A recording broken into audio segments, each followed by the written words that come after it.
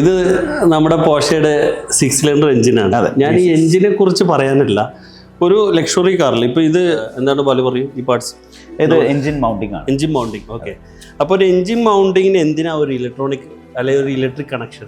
Basically engine mounting എന്ന് പറയുന്നത് engine as is in the name, engine mount ചെയ്യുന്നത് അതിന്റെ മേളിലേക്കാണ്. അതായത് ചേസിന്റെ മേളിലേക്ക് അല്ലെങ്കിൽ മോണോകോക്കിലേക്ക് മൗണ്ട് ചെയ്യുന്നത് ഈ ഒരു മൗണ്ടിങ്ങിന്റെ മേളിലേക്കാണ്. 3 മൗണ്ടിങ് ചില വണ്ടികളിൽ 2 ഉണ്ടാവും, ചിലത് നമുക്ക് 3 4 വരെ ഉള്ള വണ്ടികളുണ്ട്.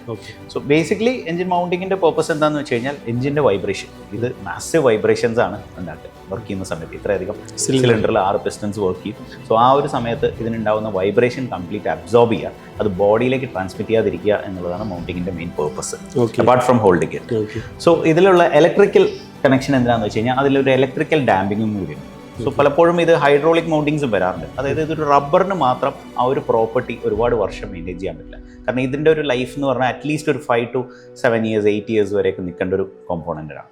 സോ ഇതൊരു ഇലക്ട്രിക്കൽ ഡാമിങ്ങും കൂടി ഉണ്ടെന്നുണ്ടെങ്കിൽ ആ വൈബ്രേഷനെ പലപ്പോഴും ഇത് ന്യൂട്രലൈസ് ചെയ്യാൻ വളരെയധികം ഹെൽപ്പ് ചെയ്യും. അതുകൊണ്ടാണ് ഇലക്ട്രിക്കൽ. അതായത് വാഹനത്തിന്റെ റോഡിന്റെ ഒക്കെ കണ്ടീഷൻ ECM എന്ന് മാപ്പ് ചെയ്ത് അതായത് എഞ്ചിൻ പ്രൊവൈഡ് ചെയ്യുന്ന ഒരു വൈബ്രേഷൻ, ഇതിനൊരു സെൻസർ ഉണ്ടാവും. സോ ഇത് എത്ര മെഷർ ചെയ്യുന്നു, ഇതിൽ വരുന്ന ഡാമ്പിങ് മെഷർ ചെയ്തിട്ട് തിരിച്ചത് അതിനെ ന്യൂട്രലൈസ് ചെയ്യാൻ വേണ്ടിയിട്ട് ഫംഗ്ഷൻ ചെയ്യും ഒരു സോളിനോയിഡ്. സോ അതാണ് ഇതിൽ ഇത്രയും നമ്മൾ മൗണ്ടിങ്സിനെ പറ്റി പറഞ്ഞപ്പോൾ കുറച്ചുകൂടെ അട്രാക്റ്റീവ് ആയിട്ടുള്ള ഒരു സംഭവം നമുക്ക് ഇപ്പോൾ വരുന്ന പല ബ്രാൻഡ്സിലും ഉണ്ട്.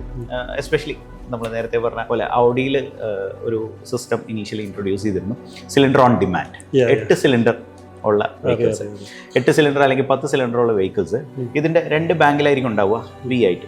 സോ ഇതിലെ ഒരു ബാങ്കിലെ എൻജിൻസ് മാത്രം ഒരു പെർട്ടിക്കുലർ സ്പീഡിൽ പെർട്ടിക്കുലർ ഗിയർ റേഷ്യോയിൽ നമ്മൾ ട്രാവൽ ചെയ്യുകയാണെന്നുണ്ടെങ്കിൽ, ഇൻക്ലൈൻ ഒന്നും ഇല്ലാന്നുണ്ടെങ്കിൽ ബാക്കിയുള്ള 4 സിലിണ്ടേഴ്സ് ഓഫ് ആവും. സോ ആ ഒരു സമയത്ത് ഇതിന് ശരിക്കും ഒരു സൈഡിൽ മാത്രമാണ് ഫയറിംഗ് വരുന്നത്. സോ ഇത് കംപ്ലീറ്റ്ലി ഇംബാലൻസ്ഡ് ആവും. 2 സൈഡിലേക്കും 4 സിലിണ്ടേഴ്സ് വർക്ക് ചെയ്യുമ്പോൾ ബൈ ഡീഫോൾട്ട് അതിനൊരു ബാലൻസ് ഉണ്ടാവും. പക്ഷെ ഒരു സൈഡിൽ കട്ട് ഓഫും മറ്റേ സൈഡിൽ ഫയർ ചെയ്യുമ്പോൾ വളരെയധികം ഡാമ്പിംഗ് ഉണ്ട്. സോ അതിലും ഇതുപോലെ തന്നെ ഇതിനേക്കാൾ വളരെ അഡ്വാൻസ്ഡ് ആയിട്ടുള്ള ഒരു ഇലക്ട്രോണിക് എഞ്ചിൻ മൗണ്ടിങ് വരുന്നുണ്ട്. അത് നമുക്ക് സർവീസിന് സമയത്ത് നമുക്ക് നമ്മുടെ സിസ്റ്റം യൂസ് ചെയ്ത് നമ്മുടെ ഇതിൽ തന്നെ ആക്ച്വേറ്റ് ചെയ്യാൻ പറ്റും. ആക്ച്വേറ്റ് ചെയ്യുമ്പോൾ ഒരു അൾട്രാസോണിക് സൗണ്ട് പ്രൊഡ്യൂസ് ചെയ്യുന്നത് നമുക്ക് കേൾക്കാൻ പറ്റും. അതേപോലെ എനിക്ക് തോന്നുന്നത് ഇത് കോസ്റ്റ്ലിയാണ് ലക്ഷറി വാഹനങ്ങളിലുള്ള ഇത്തരം മൗണ്ട്.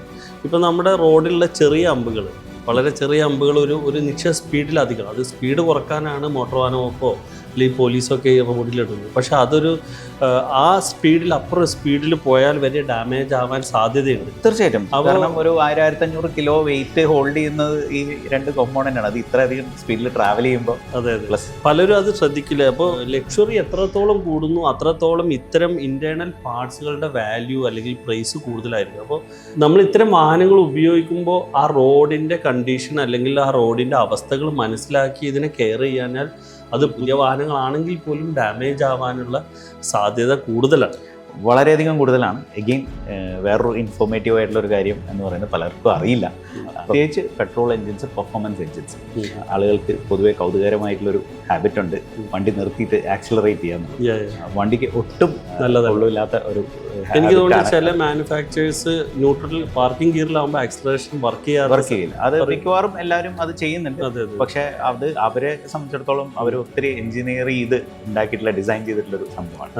പക്ഷെ നമ്മളത് എപ്പോഴും ഇതിന്റെ സൗണ്ട് കേൾപ്പിക്കാൻ വേണ്ടി അല്ലെങ്കിൽ എക്സോസ്റ്റ് നോട്ട് കിട്ടാൻ വേണ്ടിയിട്ട് നിർത്തി ആക്സിലറേറ്റ് ചെയ്യും. ഇതാണ് എഞ്ചിൻ മൗണ്ടിങ് ഡാമേജ് ആവാനുള്ള ഒരു പ്രൈമറി റീസൺ പലപ്പോഴും ഈ പെട്രോൾ എഞ്ചിൻ.